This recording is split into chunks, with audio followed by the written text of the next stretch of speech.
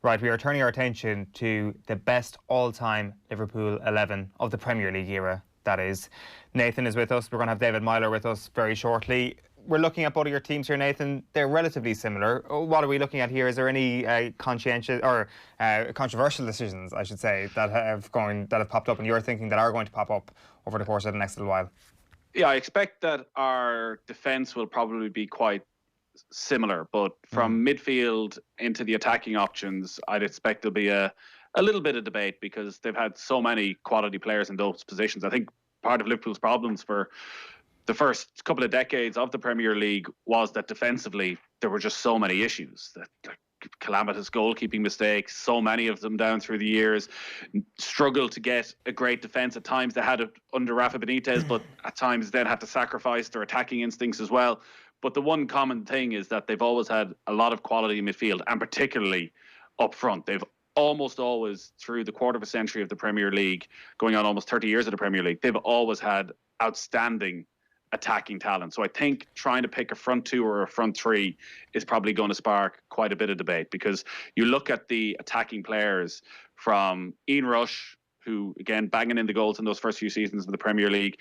Robbie Fowler comes in and takes over. Then Michael Owen arrives in. You've got guys like Emil Heskey, Jari Litmanen, Fernando Morientes, Milan Barros there before Fernando Torres arrives and scores an incredible amount of goals. The day he leaves, Luis Suarez comes in, scores more goals in a Premier League season than anybody. And then you have the current front three of Salah, Mane and Firmino. So trying to pick two or three out of those 7 or 8 players was, I think, the biggest challenge of all. We may as well get this underway while we're waiting for David here. Who have you gone for in goals? This was as straightforward as the decision that you'll get in this team. Alisson is Liverpool's best goalkeeper by a mile in the Premier League. It's a position that undermined Liverpool for years. It's a position that cost them arguably a European Cup just a few days before Alisson signed, when Loris Karius made that terrible, terrible mistake, a couple of terrible mistakes in the Champions League final against Real Madrid. And everybody knew it was a problem issue for Jurgen Klopp. He was never convinced by Simon Mignolet. Went with Karius, but everything has changed since Alisson has arrived. He is a thoroughly modern goalkeeper, a fantastically brave shot stopper, Schmeichel-esque ability on one-on-ones. He makes his body so big time and time again when teams, Liverpool play that high defensive line. If a player does get in, Alisson is out in a flash, makes himself big. And obviously, for a modern goalkeeper, he's ridiculously good with the ball at his feet. Every single game, there's a 50, 60-yard pass that just stops you in your tracks. And you think of that half-volley clearance, which is almost his trademark at this stage, from Mo Salah in the victory against Manchester United just a few months back in the last minute at Anfield. He's got absolutely everything. First season, 27 clean sheets across all competitions, conceded just 12 goals in 20 Premier League games this season. Possibly the best goalkeeper in the world right now. Pepe Reina and Jerzy Dudek, the only 2 other contenders. You know, Reina was there 8 seasons, kept the most clean sheets, the Golden Gloves Award 3 seasons in a row, won an FA Cup and a League Cup. Dudek, obviously, the heroics, that wonder save from Shevchenko, both in extra time and then in the penalty shootout to win Liverpool in the Champions League. But I don't think either of them close to where Alisson is.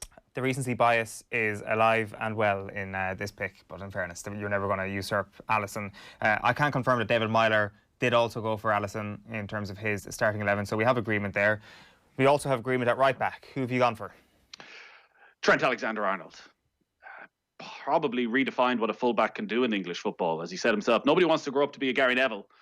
They've tried to change that, and he probably has changed that. I'd argue that after Kevin De Bruyne, Trent Alexander-Arnold's the best passer in the Premier League. His range of passing is, you have to see it to believe it. The way he can ping those cross-field balls, it's just unreal, whether it's a straightforward crossfield ball through the air to Andy Robertson, or hitting one at 100 miles an hour on the half volley, like he did in the game against Manchester City for Liverpool's second goal, that crossfield ball that suddenly released Robertson. Manchester City not expecting it. Robertson flings it in for Salah, probably Liverpool's best goal of the season. And his contribution in an attacking self, 12 assists already this season in the Premier League, 12 assists last season, a record for a defender. And I know there's questions at times over him defensively. Jurgen Klopp doesn't lose sleep over Alexander-Arnold's defensive ability. He does absolutely everything he would want him to do. And Phil Neal will be in everybody's Liverpool team as their greatest ever right back. 8 titles, part of all 4 European Cup winning teams. But Alexander-Arnold already is starting to push him close. And it's hard to think of anybody who comes close to him in the reckoning of their best right back in the Premier League era. Is there a chance that he plays further up the pitch sometime soon? Well, the expectation when he broke into the side at first, even you think back to that debut against Manchester United about 3 years ago, and he had an awful time of it against Anthony Martial. The expectation at that stage was that he would become a midfielder. Now, he has such an influence on the game from his current position. They don't need to do that anymore. So you think of the performance against Leicester over Christmas where they won 4-0 and he scored 1 and set up 2. He ran the show from right back. He ran the entire game from that right back, right wing position. So he definitely has the passing ability. He has the agility. He has the technique if they wanted to move him into a more advanced role. But it's hard to see how you could get more out of Alexander-Arnold than you do right now. It's true. David Meyler is with us. Good morning, David. Good morning, lad. So we've gone through 2 players of the Premier League 11 so far, and you'll be glad to know there's agreement so far. Alisson in goals, Trent Alexander-Arnold at right back. We were just discussing there about the future potential of Alexander-Arnold. Is there a potential of seeing Alexander-Arnold in midfield and being a great, even central midfielder in British football in time to come? This question always comes up. Obviously, as Nathan touched on there, he has the passing ability. But what people seem to forget at times is if you stop and think about it, when you stand in the middle of midfield and you receive the ball, you have somebody coming at you from all different directions. Yes, obviously he's then centre, so he can play different more passes. But at right back, when you receive the ball, you really have nobody behind you. You have the whole game in front of you. So in that respect, it does, make it slightly easier than actually playing in middle of midfield. I had a time where I played probably a handful of games at right back. When the ball comes out to you and it's kind of moved quickly, you actually tend to have a lot more time than you realise. So I don't think the transition for him to go from right back to midfield would be as straightforward as people think. But I think if he went into midfield, he could certainly play midfield. It would just take him time to adjust to it positionally, but eventually he would nail it down. David, you might reveal to us who's at left back in your Premier League 11 of Liverpool players. Well, I had to going through it. I went through it over the last couple of days, and you're looking, and a left back has been a massive problem for Liverpool for years. You probably have to go back to Jose Enrique, was probably the last player, certainly give or take the last 5 years, 10 years, that's been the most reliable. But then you've had different players come and go. Well, I've gone for Andy Robertson. I think the impact he's had, considering Liverpool only paid $8 million for him, the impact he's had to go on, and you look at the success they've had so far this season. I think he's probably nailed himself down as the best Premier League left back that Liverpool have had. Why has Robertson managed to go to this level, and are you surprised by that? Having played with him, David, this kind of explosion of Andy Robertson as possibly the best in his position in the world at the moment is something that would have surprised people at the start. At the moment, it's something that we're all comfortable with at the moment. What is it about the mentality of the guy that allowed him to reach these heights, in your view? Well, I often, I've had many a conversation with Nathan about it. When Andy played at Hull, when I played with him, you would have said Andy in his career was probably a 6 out of 10. With potential to go on and get better. And then when the move came to Liverpool, I was delighted for him, but I thought he'll kick on a level or two, he'll go up. But I would never have thought he would have gone to the level he's gone to. As you're saying there, he's regarded as one of the best left backs in the world. I wouldn't have expected that, and that's me being completely honest. But it just shows the dedication to him. At the time, when you play for the club outside, probably at the top 6 guaranteed anyway, you're a bit more relaxed. We have more days off than the big boys. Obviously they're playing probably 2-3 times a week with European football. I think he just adjusted to that life. If you look back to when he signed, it probably took him 4.5, 5 months to actually make his debut. Alberto Moreno was still playing. And then it was a case of he just got in and he hit the ground running, and like he's nailed down that position. If, you know, please God, touch wood, that he stays injury free. He'll retire. He'll retire at Liverpool as their left back. I think he's 26 now. He'll probably play for Liverpool for the next 6-7 seasons. You know, he's just kicked on, and I think he's bought into what Liverpool is about, or even, should I say, the big club mentality, whether that be Arsenal, Chelsea, you know, Man United, Man City. Of course, this is Liverpool, but like that you're in every day, you're training. Like, we often, you know, hear about different players speak about the standards at their clubs. Like, he's bought into that and he's really adapted to it and he's kicked on. Nathan, I presume you're not going to argue with this. No way. Andy Robertson, again, absolutely nailed on. I'd probably go back even further than David for being a problem area. Last 12, 13 years since John Arnorisa, it's been a problem area for Liverpool. You know, throughout the Premier League, they've had solid, unspectacular left-backs. David Burrows, Stig Bjornaby. Steve Staunton, when he came back for his second spell, wasn't the player he was 10 years earlier.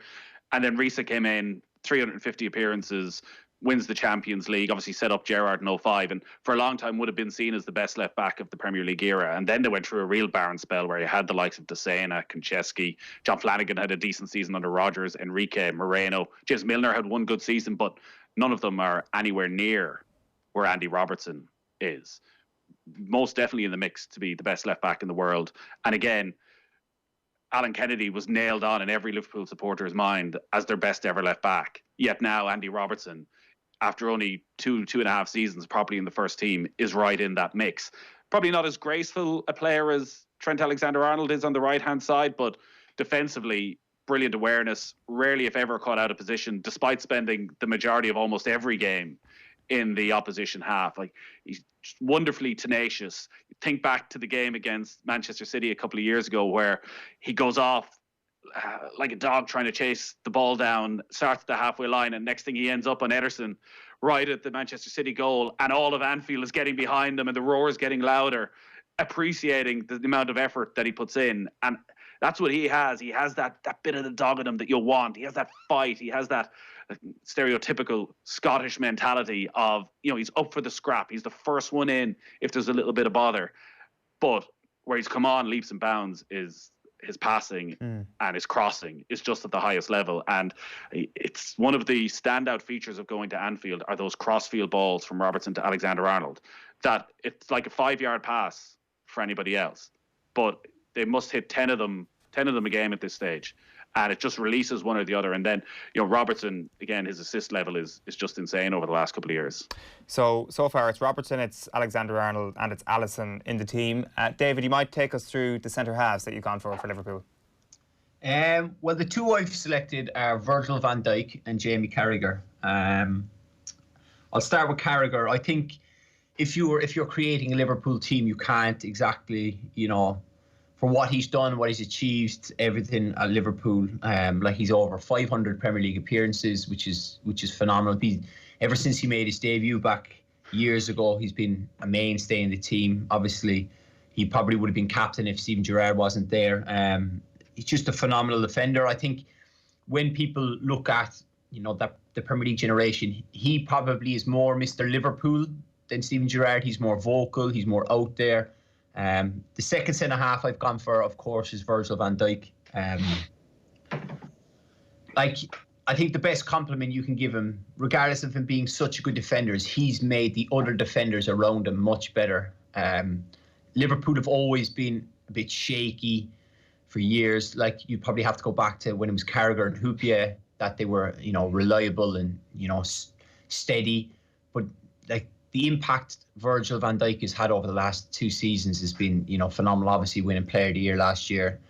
Like, people laughed about how much money Liverpool had spent on him, but, you know, to go on, have the success they had last year. Of course, they didn't win the Premier League, but they were very unlucky. And then this season to be, you know, their streets in front. It's just, even when football does resume, it's only a matter of time before they win the Premier League. So we've got agreement so far in every position, but there is a bit of disagreement in central midfield, David. So who have you gone for in midfield? Well, I've gone for Xabi Alonso, Steven Gerrard and Jordan Henderson.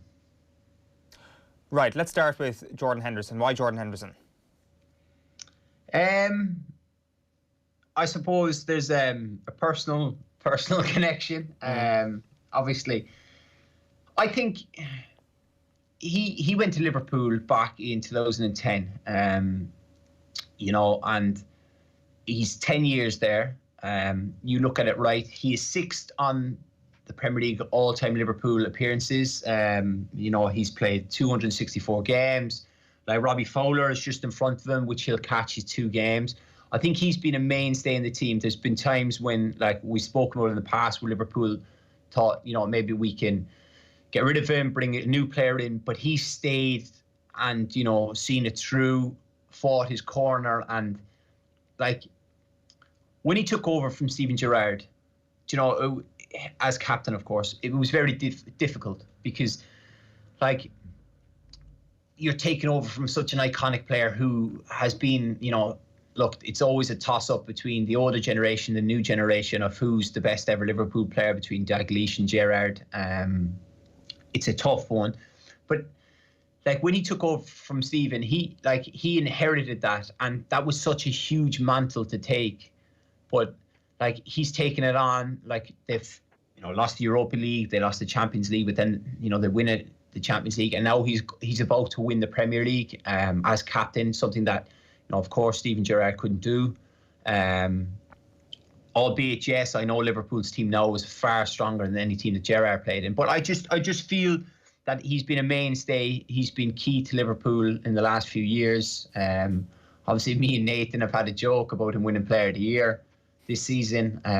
It's just I think he deserves it, and I'll give him recognition for the hard work that I know he's put in, the effort, everything to, you know, stay that course, because you don't play for Liverpool for 10 seasons if you're a bad player. Like Liverpool will shift you on fairly quickly, so I think he deserves it. Of course, there are other players, and there's no doubt that Nathan will have a few of them. Yeah, we have. I think we have agreement on Gerrard and Alonso, and it's difficult to leave Henderson out because what he's achieved, nobody else has achieved. Captaining his side to a Champions League and to a Premier League title, and being bloody brilliant this year as well. Like, even at those first couple of years where you're talking about getting to Europa League and Champions League, there was a sense, I think, among Liverpool supporters of, oh, will they buy a midfielder? They need to go and buy a world-class midfielder. And that Henderson may be one of those sacrificed. But this year, he hasn't put a foot wrong. And his sheer power and personality has been a huge part of that. So it's very difficult to leave him out. But in terms of greatness, I just think Steve McManaman has to be in this team. What a wonderful player he was at a bad time for Liverpool. Didn't so much play with the ball at his feet, McManaman. Sort of played with the ball at the tips of his toes. His technique was incredible, and I got lost last night watching back some of the goals he could score. You know, he could move the ball so quickly. At his peak, just mesmerising, flowing locks, baggy jersey, siding through the fences. You look at the goal he scored against Celtic in '97. That's the genius of McManaman. Bit of ingenuity with the first touch, the dribbling ability. Like, has there been a better dribbler in the Premier League than Steve McManaman? Always played with his heads up. Maybe Ryan Giggs had more to his all-round game, but McManaman, as a traditional, old-fashioned throwback to the 60s dribbler, I don't think there was anyone better than McManaman. And every time he got the ball, he was exciting. He was a big game player as well. He was man of the match in the cup final in '92. He was man of the match and scored both the goals in the League Cup final in '95.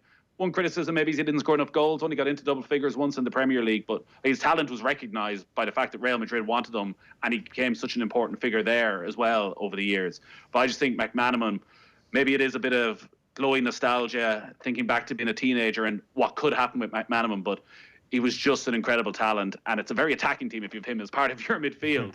But I think it probably was unfortunate at times with some of the managers he played under, and that is the debate that you'll have when you go back to that team of the 90s. Like, do you criticise McManaman and Fowler because was it their attitude and the professionalism levels that they had compared to Manchester United that saw them not get to the level of greatness, or was Liverpool just a club in decline and they couldn't do anything to arrest the decline? So I think McManaman deserves his place in that midfield alongside Gerrard and Alonso. Would you still pick Henderson over McManaman, having heard that, David?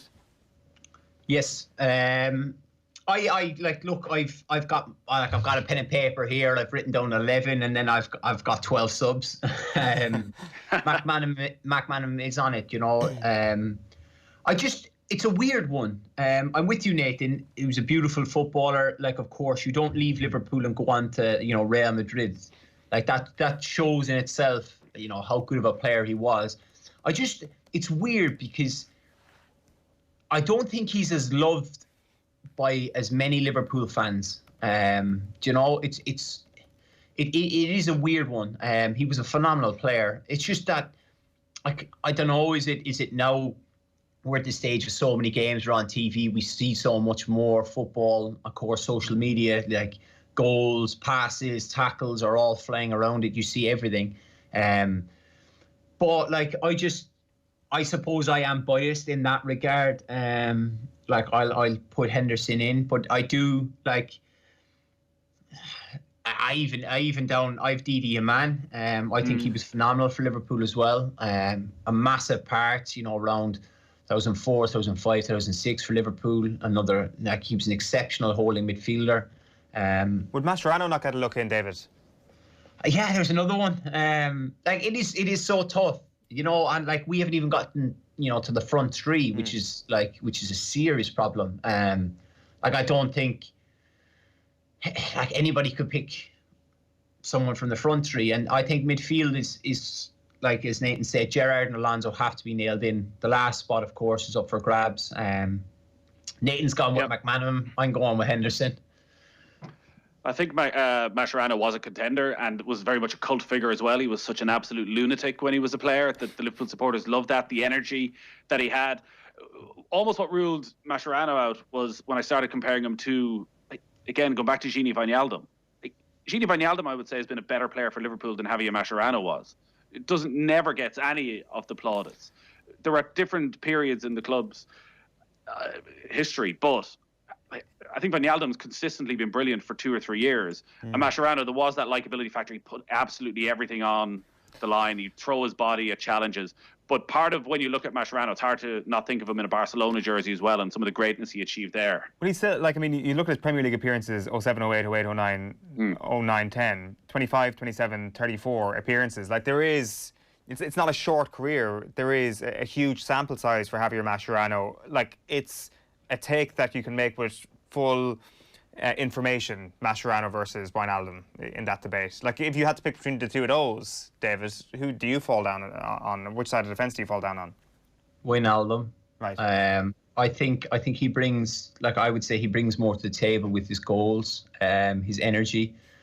Like, I think for me, Nathan's hit it on the head there. Like, when you say Javier Mascherano, you immediately associate him with Barcelona. Whereas, like, other players, when you bring them up, even Xabi Alonso, people will say Liverpool and Madrid. Like, they'll forget about, the stint at Bayern Munich as to, Real Madrid and thing. And I think Mascherano is probably one of them. If he had probably played another 2 or 3 more seasons and, hit the same figures, he would probably be one that would be remembered in the conversation. But I would definitely pick Gini Wijnaldum. I think a lot of people underestimate him, what he brings to that Liverpool side with his energy. You look at I know we're talking about Premier League, but if you look at, the Champions League last year, the performances he put in, key goals and, big games, I would certainly have him above Mascherano. Right, David, let's get into the front three. There is going to be most argument about this position. Who have you gone for? I know it's the hardest one. I've gone with Salah, Suarez and Mane. I've gone with Salah, Suarez and Fowler. So the difference here is Mane versus Fowler. Right, Nathan, you definitely seem more controversial here. So why have you gone? This is recency bias for me saying that, but why have you gone for Robbie Fowler? It's absolute recency bias. I can't believe that this is a question. Watch this 100-goal club back on Sky. It's a quarter of a century ago, but he scored so many goals of ridiculous quality, so effortlessly, brilliantly opportunistic footballer, and people forget of just how many goals he scored in his first 4 seasons at Liverpool. So from the age of 18 to 22, he scored 116 goals in all competitions in 4 seasons, almost 40 goals a season. Now, how much of his decline was down to his attitude? How much of that brought about injuries? How much was down to having the wrong manager in Gerrard Houllier? I'm not quite sure. Fowler also, I think what cements his greatness for me is that he got to do what Michael Owen never got to do. He came back. Rafa Benitez brought him back. And I remember being at Anfield for his first home game against Fulham when he scored a header. And it was like Liverpool had just scored a last-minute winner to win the league or to win a derby. There was such warmth and love for him. But Fowler was a genius, an absolute genius. And there was no better striker. His 4 years from 18 to 22 was as good as Liverpool have ever had up front. What do you think about that, David? No, I've probably picked this on a bit more balance. Do you know, like, you're not really going to play Fowler off the left, are you? He was more a main striker, but Nathan's right. Robbie Fowler, like, there's a reason why Liverpool fans call him God. He could score all different types of goals. Like, he was. Like, I recently watched something with Jamie Carragher, and he reckons that he's probably, Robbie Fowler is the most naturally gifted finisher the Premier League has seen. Like, he had all sorts of types of tap-ins, you know, screamers, headers, even for someone that wasn't big. He was like, it's so difficult. Do you know, it's so difficult. Like, even you know, as many Liverpool fans won't want to admit it, you look at what Michael Owen did. Like, a phenomenal goal-scoring record with Liverpool. Obviously, he had some bad injuries, and then he leaves. You know, it's, you know, Torres. A lot of people have a lot of love for Torres. Like, it's so difficult to pick, you know. Well, you look at the stats around, like Torres, 24 goals in his debut season, PFA Team of the Year 2 years straight, brought the best out of Steven Gerrard as well, and still he misses out. Michael Owen, you know, won the Ballon d'Or in 2001 while at Liverpool when they won those 5 trophies, won the cup final by himself against a class Arsenal team. He was a straight-up assassin. The thing that changes is there was a bit more magic to Robbie Fowler than there was to Michael Owen. And also, Owen actually never scored more than 20 goals in the Premier League in a season for Liverpool. So Fowler was at a slightly different level. I mentioned Dean Rush was banging in goals in the first few seasons. I would have thought Fowler was an automatic. I would have thought maybe it's for some non-Liverpool supporters, even for Liverpool supporters, that maybe Mo Salah would be the one, because for some strange reason, there always seems to be questions over Salah. There's a lack of appreciation still, even though you look at his goal-scoring record, 32 goals in his first season at the club, more than any other players ever scored from any team in a 38-goal season. Kane, Van Persie, Henry, Shearer, none of them have done it in a 38-game season. And you'll hear, oh, well, he hasn't hit those heights since. Well, what did he do the season after? He won the Golden Boot again. So I think Mo Salah, while a lot of people may ask, is he on Fowler, Torres, Owens level? And I think watching Liverpool a lot, he very much is, and he deserves to be there as well. But I think the big thing with Salah is Salah frustrates, you know, people watching. Like the times when he picks up the ball and he tries to do something, he loses the ball, and then it'll come to him again, and he'll try something else. He'll go try dribble past 2-3 players, get a shot off, and he'll lose the ball again. But then it'll be the third or fourth time. If you remember back to the goal against Everton, where he comes in, he curls it into the top corner. He has that bit of brilliance in him. I think there's more frustrating moments with Salah. But like, as you said, Nathan, I think it's 100 Premier League games. He's got, you know, 70 goals, which is phenomenal if you think about it. Like, those aren't a million miles off the stats of Cristiano Ronaldo and Lionel Messi in terms of games and goals. Like, I don't know. You know what I mean? There's going to be people disagree. For me, obviously, I've gone with, you know, Suarez through the middle. I just think he was phenomenal for Liverpool. And if Suarez had played in the team now, he'd get 30 a season. Like, the way you're talking about Mo Salah there, you paint him as the best forward Liverpool have ever had in the Premier League era, and it's hard to disagree with that. Well, his stats back it up. I think it's just a case of there's so much frustration when you watch him. Like, if you ask Liverpool fans, if you could probably replace one of the front three, now it's more than likely Salah. But then, if whoever you replace him with in the world, could they do what he's done in 3 seasons? How many players could genuinely come to Liverpool and, as Nathan said, score 32 goals in your first season, like do stuff like that? You know, it's like they're talking about, you know, bringing in Kylian Mbappe, and of course every Liverpool fan gets excited with the thought of it. But even a player of Mbappe's ability would he score the same amount of goals as Salah? I don't think he would. Like, there's no doubt he would probably get, 20 a season in his first 3 seasons. But, like, to go on and score 70 Premier League goals in 100 games, that's just phenomenal stuff, like. Who's the best Liverpool footballer of the Premier League era, David, if you were to pick one from that team? Oh, that's easy. You have to pick Gerrard. I don't think anyone... It's no question. As I said there's there... a question. No, there's not. There can't be. Because Virgil van Dijk is the first name in that 11. He is Liverpool's most important player of the Premier League era. He has utterly transformed the club since he arrived. It's the Premier League. Liverpool haven't won the Premier League. Virgil van Dijk is the difference maker. Head and shoulders above every other defender in the Premier League, and has changed the club utterly, has changed the atmosphere in the stadium utterly. I think back to their last home defeat, Crystal Palace, over 3 years ago. And the atmosphere at that period, and I'm sure you were around it, you were probably playing against Liverpool at that stage and would have sensed it. There was a constant sense of foreboding at Anfield, a sense that anything that could go wrong would go wrong. They constantly gave up leads, and maybe it was having Lovren and Klavan at centre half. Virgil van Dijk, his calmness has changed the entire atmosphere at the stadium and has changed the entire club. And I think is their best player of the Premier League era. For all that Steven Gerrard did in terms of longevity, what Van Dijk has done in a short period of time is just utterly insane. It's hard to disagree with the impact that Virgil has had, but it's only been 2 seasons. Steven Gerrard played over 500 games for Liverpool in the Premier League. All around everything, of course, look, the first thing is that somebody's going to comment on this is Slippy G over, the Chelsea game or whatever and all that. Yeah, fine. But mistakes happen. It was just unfortunate that, they have that moment where Stevie gives a talk in the huddle after a game and just don't let it slip, and then unfortunately he slips. But I think if you nail it down, he's regarded as the greatest player to ever play for Liverpool. And I don't think, certainly with the age Virgil's at, to play another 6-7 seasons at Liverpool to, go into his mid-30s or whatever, then he will come into that conversation. But for 2 seasons, I can't put him above Gerrard. I really can't. Look, Gerrard did it, obviously, as you say. The amount of appearances, the level of consistency puts him on a very high level. His story at Liverpool is...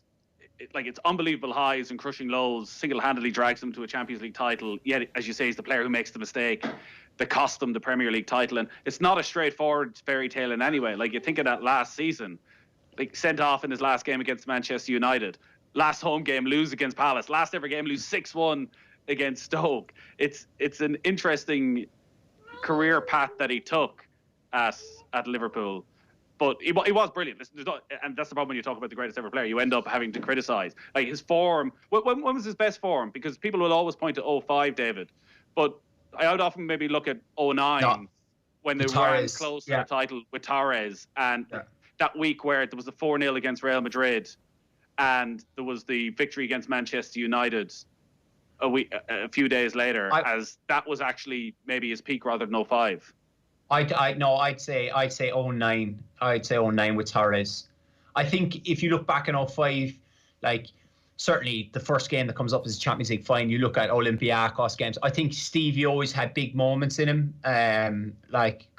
Could turn a game. But when you talk about consistency in level of performance over the duration of the season, that year with Torres, he was phenomenal.